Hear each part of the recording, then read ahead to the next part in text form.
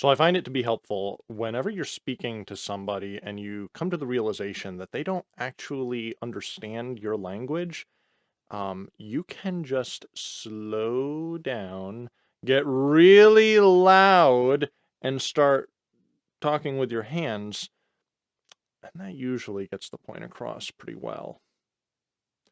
Said the great orator and rhetorician, absolutely no one, ever.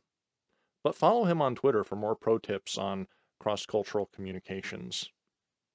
So I have an elder at my church who is just a wonderful, salt of the earth kind of guy. He always says what he means and he means what he says. Very respectful. He always makes a point to let me know that he is genuflecting as we speak whenever we're on the phone together. And there's no guile or cunning or deceit in him whatsoever. So it was really the last thing that I suspected, that he would have a hidden motive in inviting me to be his plus one to an Amish wedding. Now, this is no ordinary wedding for me, at least, anyway. There were some notable differences. We were sitting in these pews for much longer than I would have been comfortable with normally, so it was a real strain, both mentally and physically for me. And I must admit, I might have even dozed off a little bit at one point or another. To add to the complication, they were preaching in this archaic dialect of Swiss German that I only just barely understood. I had all I could do straining and straining to really just catch every other word, and most of the time I was totally lost with what they were saying.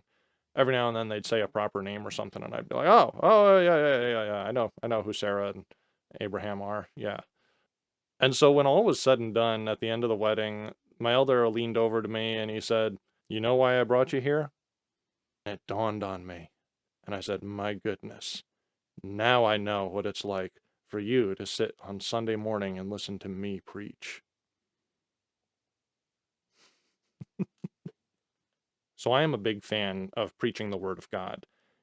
I believe that faith comes by hearing the Word, and that our joy is increased in that faith whenever we hear it. So it seems to reason that the more of it, the better. But I also believe that the gospel should be really clear and concise for the people receiving it. So, pro tip for you recent seminary graduates who just spend a lot of time learning and loving the Greek language: biblical Greek studies should really be treated like your underwear.